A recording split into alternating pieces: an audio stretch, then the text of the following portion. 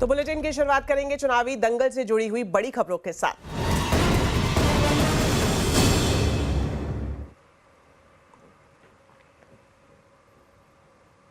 प्रधानमंत्री नरेंद्र मोदी ने महाराष्ट्र के धुले में चुनावी रैली की। पीएम मोदी ने महाविकास आघाड़ी पर जमकर निशाना साधा।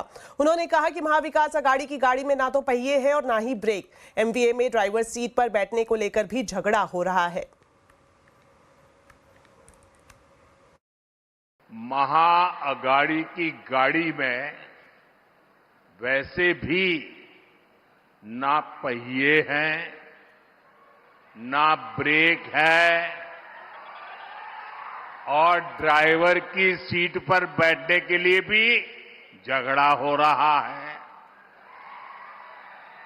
और चारों तरफ से भांति भांति के हॉर्न सुनाई दे रहे हैं।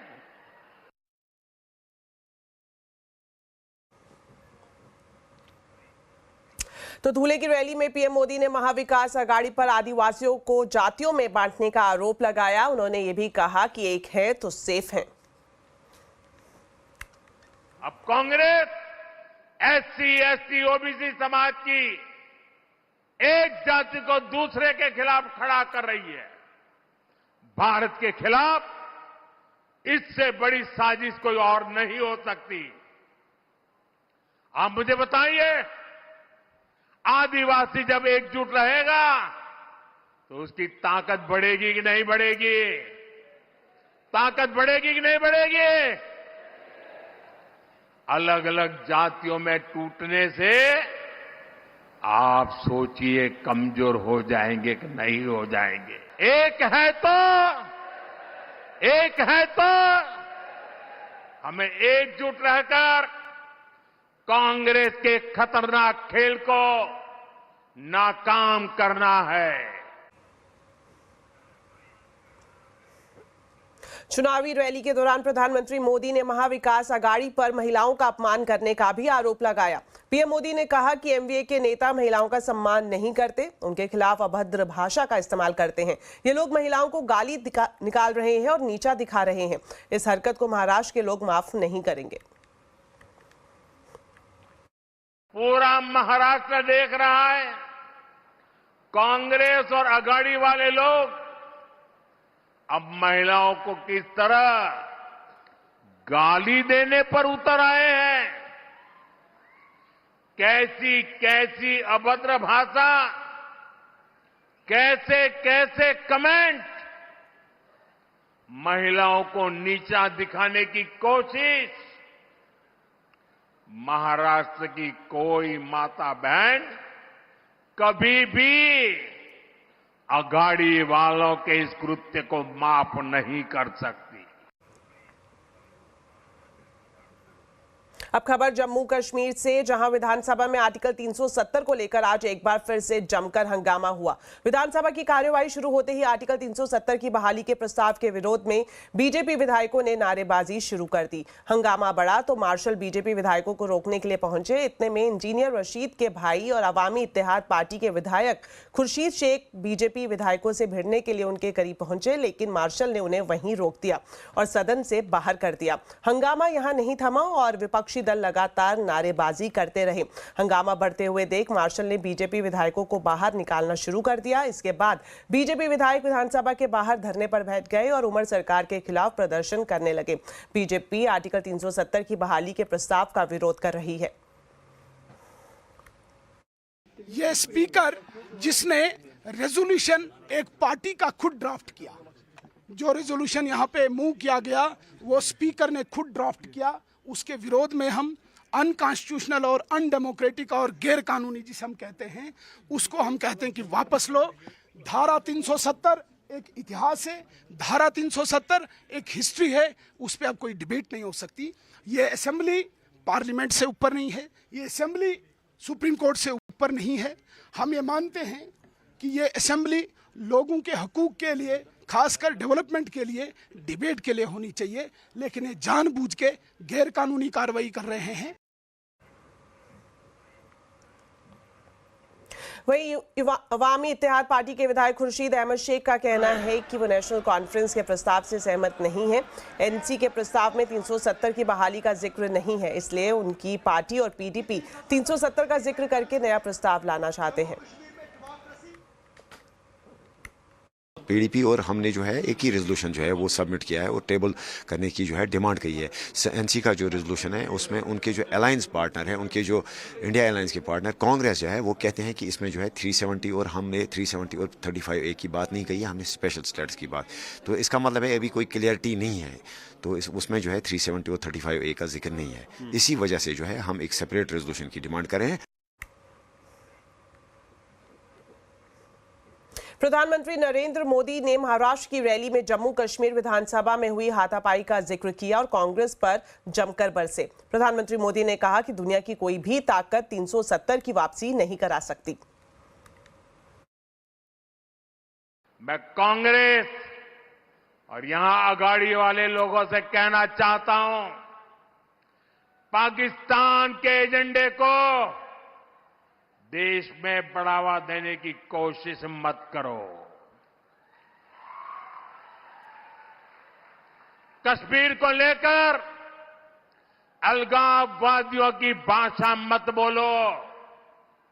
याद रखो, तुम्हारे ये मंसूबे कामयाब नहीं होंगे। और जब तक मोदी पर जनता जनार्दन का आशीर्वाद है, कांग्रेस वाले तुम कश्मीर में कुछ नहीं कर पाओगे। कश्मीर में आप केवल और केवल बाबा साहब आंबेडकर का संविधान ही चलेगा। ये मोदी का फैसला है। साथ ही गृह मंत्री अमित शाह ने भी जम्मू कश्मीर विधानसभा में आर्टिकल 370 की बहाली के प्रस्ताव पर हमला बोला। अमित शाह ने कहा कि एक रैली के दौरान ये कहा कि 370 की वापसी 4 पुश्तें भी नहीं करा पाएंगी। कश्मीर की असेंबली में मीटिंग हुई, नेशनल कॉन्फ्रेंस के साथ कांग्रेस पार्टी ने भी एक रेजोल्यूशन किया कि धारा 370 वापिस लाइए। ये कश्मीर जो है भारत का अभिन्न अंग नहीं है। मैं आज संभाजी महाराज की भूमि पर कहकर जाता हूं, मेरी बात मानिएगा शरद पवार साहब, आपकी 4 पुश्तें भी आएगी, धारा 370 हम वापिस नहीं आने। तो जम्मू कश्मीर में आर्टिकल 370 को लेकर क्यों मचा है हंगामा? आज आवाज अड्डा में इसी पर होगी बड़ी चर्चा शाम 7:57 पर।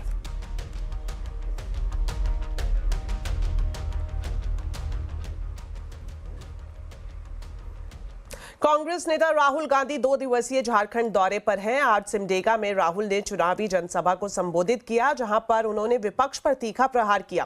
कांग्रेस नेता ने कहा कि बीजेपी आदिवासियों की जमीन, जल और जंगल को छीनना चाहती है। देश का संविधान आदिवासियों, दलितों, पिछड़ों और गरीबों की रक्षा करता है, इसलिए इंडिया गठबंधन चाहता है कि देश को संविधान के माध्यम से चलाया जाए। इसके अलावा रोजगार पर बल देते हुए राहुल गांधी ने कहा कि हम SC/ST का आरक्षण बढ़ाएंगे, युवाओं के हर जिले में स्कूल कॉलेजेस बनाएंगे और साथ ही 10 लाख युवाओं को रोजगार भी देंगे। आपको बता दें कि आज लोहरदगा में भी राहुल गांधी जनता को संबोधित करेंगे। कल पूरे दिन चुनाव कैंपेन करके दिल्ली वापस लौट जाएंगे। जो SC/ST OBC का रिजर्वेशन है उसको हम बढ़ाएंगे। ST का 26% से 28%, ST का 26% से 28%, SC का 10% से 12% और OBC का 14% से 27%। हर परिवार को स्वास्थ्य बीमा में 15 लाख रुपए का कवर मिलेगा। किसानों को 3,200 रुपए प्रति क्विंटल MSP धान के लिए हमारी सरकार देने जा रही है और राशन 7 kg हर व्यक्ति को हर महीने। शरद पवार ने राजनीति से संन्यास लेने का ऐलान किया है, लेकिन उनके पुराने सहयोगी रहे एनसीपी अजित पवार गुट के नेता छगन भुजबल मानते हैं कि शरद पवार संन्यास नहीं ले सकते। साथ ही नवाब मलिक पर अंडरवर्ल्ड कनेक्शन के आरोप को भी छगन भुजबल ने गंभीरता से नहीं लिया है। छगन भुजबल से खास बातचीत की हमारी संवाददाता प्रीति सोमपुरा ने, आइए आपको दिखाते हैं। 2 दिन पहले ही जो है शरद पवार ने बारामती में कहा है कि वो राजनीतिक संन्यास लेना चाहते हैं, ऐसा एक संकेत दिया है। इसके पहले भी वो दे चुके, आप भी उसके साक्षी रहे हैं। देखिए, मैं साफ बोलता हूँ, हो सकता है कि वो लोकसभा या राज्यसभा में शायद नहीं जाए, इतना ही। मगर इसका अर्थ जो है, आप ये मत लीजिए कि वो राजनीति छोड़ देंगे क्या और घर में बैठेंगे। उन्होंने कहा कि मैं समाज का कार्य तो करूँगा, मगर मैं दावे के साथ कहता हूँ वो घर में बैठने वाले आदमी नहीं है। उनको चैन भी नहीं पड़ सकता जब तक उनको लोग चाहिए। नवाब मलिक को लेकर जो है महायुति में काफी टनाटनी हुई, ये कह सकते हैं कि बीजेपी ने कहना था कि उनको चुनाव नहीं लड़ना चाहिए क्योंकि उनके कुछ अंडरवर्ल्ड के साथ रिश्ते हैं।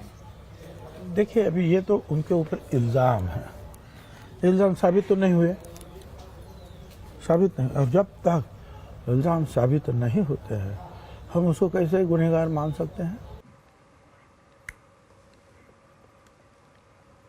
चलिए अब आपको बताते हैं बाजार का पूरा हाल। कारोबारी हफ्ते के आखिरी दिन भी बाजार में दबाव रहा। मिड और स्मॉल कैप शेयर्स में बिकवाली हावी रही। निफ्टी बैंक गिरावट के साथ बंद हुए, हालांकि आईटी एफएमसीजी शेयर्स में कुछ खरीदारी रही।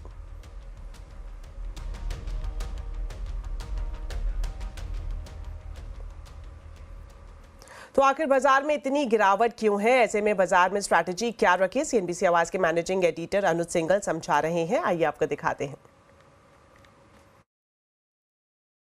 मार्केट के लिए आज का क्लोज भी काफ़ी ख़राब रहा। इनफैक्ट पिछले 2 दिनों में मार्केट ने काफ़ी हद तक उन गेंस को गिव अप किया है जो मार्केट ने डोनाल्ड ट्रंप की जीत वाले दिन हासिल किए थे और उससे एक दिन पहले भी। तो वीकली क्लोज तो एक्चुअली मार्केट के लिए नेगेटिव ही रहा। लेकिन एक चीज़ क्लियर है मार्केट में कि इस मार्केट में एफआई सेलिंग ज़बरदस्त है। इस मार्केट को अगर कोई रोक रहा है तो वो है एफआई सेलिंग। कोई भी रिकवरी टिक नहीं पा रही है क्योंकि हर हायर लेवल पर एफआई की सेलिंग है। और एक और दिक्कत इस मार्केट में रही कि जब वो रैली आई तो उसमें सबसे ज़्यादा पार्टिसिपेशन आया रिटेल का। रिटेल ने सबसे ज़्यादा कैश और एफ&ओ में माल ख़रीदा और वो पिछले 2 दिनों में क्लियरली इंडिकेट कर रहा है कि वहाँ पर वापस सेलिंग प्रेशर है मार्केट में। अब देखिए, अक्रॉस द बोर्ड सेलिंग है, लेकिन मार्केट ने कुछ अच्छे साइन भी दिखाए हैं टुवर्ड्स द एंड। कुछ कंपनियों के नंबर्स को मार्केट ने पॉजिटिवली लिया। For example Mahindra and Mahindra, Ashok Leyland, इनके नंबर्स को मार्केट ने पॉजिटिवली रिएक्ट किया। इंडियन होटल्स, यहाँ पर मार्केट ने पॉजिटिवली रिएक्ट किया। पेज इंडस्ट्रीज़ यहाँ पर पॉजिटिवली रिएक्ट किया। तो कुछ कंजम्पशन नंबर्स थे जिनको मार्केट ने पॉजिटिवली लिया। लेकिन जहाँ प्रेशर बन रहा है वो stocks large FI dominated stocks हैं, चाहे वो आईसीआईसीआई बैंक हो, चाहे वो एसबीआई हो, चाहे वो रिलायंस इंडस्ट्रीज हो।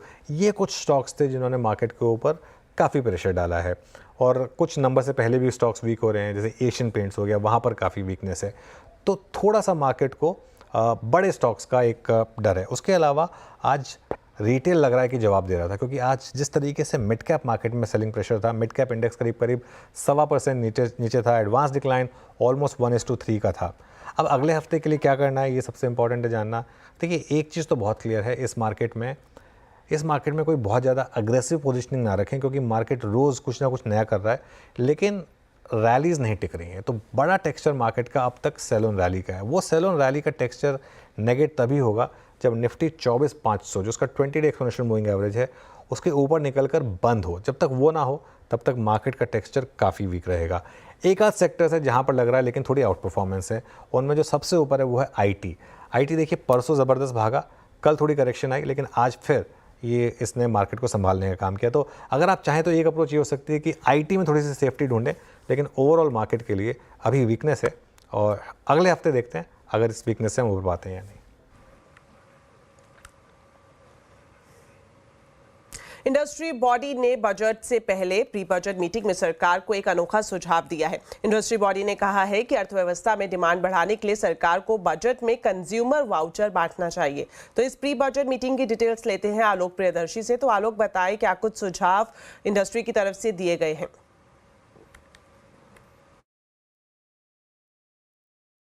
बिल्कुल, देखिए, वित्त मंत्रालय के साथ प्री बजट बैठकों के दौरान जो इंडस्ट्री की सबसे बड़ी चिंता उभर कर सामने आ रही है और वो है इकोनॉमी में कंज्यूमर डिमांड में गिरावट। और इंडस्ट्री ने इस गिरावट से निपटने के लिए एक बेहद दिलचस्प उपाय सुझाया है और ये सुझाव सीआईआई की तरफ से आया है। सीआईआई ने कहा है कि सरकार को आगामी बजट में कंज्यूमर वाउचर्स लॉन्च करना चाहिए ताकि इसके जरिए लोग सीधे खरीदारी यानी डेजिग्नेटेड खरीदारी कर सकें और ये जो वाउचर्स हैं इसका इस्तेमाल 6 से 8 महीने के भीतर में हो ताकि इससे अर्थव्यवस्था एक तरह से मूवमेंट में आए वापस। और इसके अलावा जो दूसरी बड़ी डिमांड की गई है वो कही है एमजी नरेगा जो कि स्कीम है, उसके तहत जो अभी मिनिमम वेजेज है कि 267 रुपए प्रतिदिन है, उसको बढ़ाकर कम से कम 375 रुपए किया जाना चाहिए। तीसरी जो डिमांड आई है वो है किसान सम्मान निधि, जो पीएम किसान सम्मान निधि है, जिसके तहत अभी सालाना 6,000 रुपए किसानों को दिए जाते हैं, उसमें बढ़ोतरी करके कम से कम सालाना 8,000 रुपए किए जाए ताकि किसानों को सीधे सीधे हाथों में पैसा मिले और इससे जो खासतौर से रूरल इकोनॉमी में बूस्ट मिल सके, डिमांड मिल सके। तो कुल मिलाकर जो इंडस्ट्री की चिंता है कंज्यूमर डिमांड गिरावट को लेकर, उससे निपटने के लिए ये कुछ इंपॉर्टेंट सजेशंस सरकार के सामने इंडस्ट्री ने रखे हैं। शुक्रिया आलोक इस पूरी जानकारी के लिए। टाटा मोटर्स ने Q2 के नतीजे जारी कर दिए हैं। कंपनी के नतीजे अनुमान से कमजोर रहे हैं।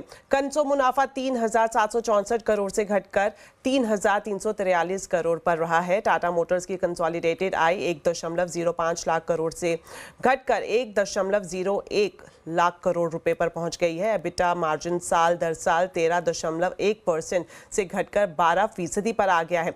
वहीं कंपनी ने जानकारी दी है कि Q1 में JLR की आय सालाना आधार पर 5.6% घट गई है। JLR का एबिट मार्जिन 0.9% घटकर 5.1% पर आ गया है।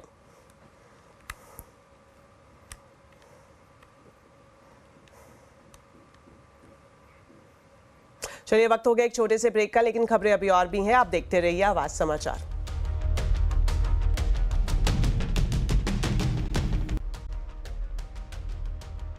ब्रेक के बाद आपका स्वागत है और अब बात करते हैं ऑटो सेक्टर की। फेस्टिव सीजन ने ऑटो सेक्टर में चल रही सुस्ती को तोड़ दिया है। अक्टूबर में वाहनों की बम्पर सेल हुई है, लेकिन इन्वेंट्री पर संकट फिलहाल जारी है। देखिए रोहन सिंह की ये report.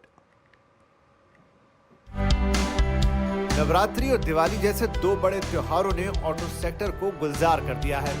Federation of automobile dealers association यानी फाडा के मुताबिक इस फेस्टिव सीजन में ऑटो सेक्टर ने अब तक लगभग 28 लाख से ज्यादा गाड़ियां बेच दी हैं। ये पिछले साल के मुकाबले 32% ज्यादा है।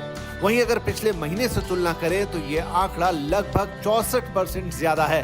डिमांड बढ़ाने में ग्रामीण बाजार की अहम भूमिका रही है। पिछले साल से तुलना की जाए तो अक्टूबर में टू व्हीलर की बिक्री 36% से ज्यादा बढ़ी है, जबकि पैसेंजर व्हीकल्स की बिक्री 32% तक बढ़ गई है। हालांकि कमर्शियल व्हीकल सेगमेंट ने पिछले महीने केवल 6% की सालाना वृद्धि दर्ज की है। हालांकि अभी पैसेंजर व्हीकल्स में इन्वेंट्री का संकट बना हुआ है। डीलर्स के पास अभी भी लगभग 75 से 80 दिनों की इन्वेंट्री बाकी है।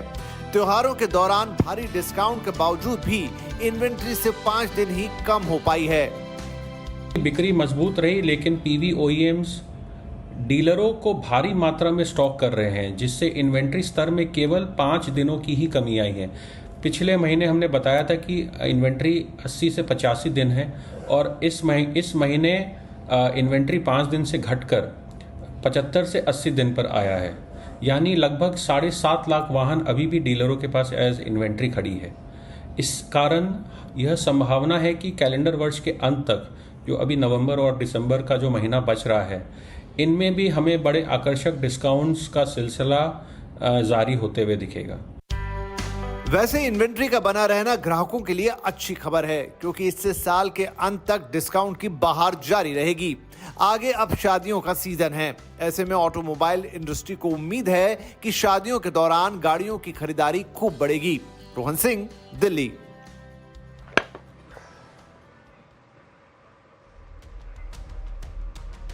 तो चलिए बुलेटिन में फिलहाल इतना ही, लेकिन जाने से पहले आपको बताते हैं आज के कंज्यूमर अड्डा के टॉपिक के बारे में।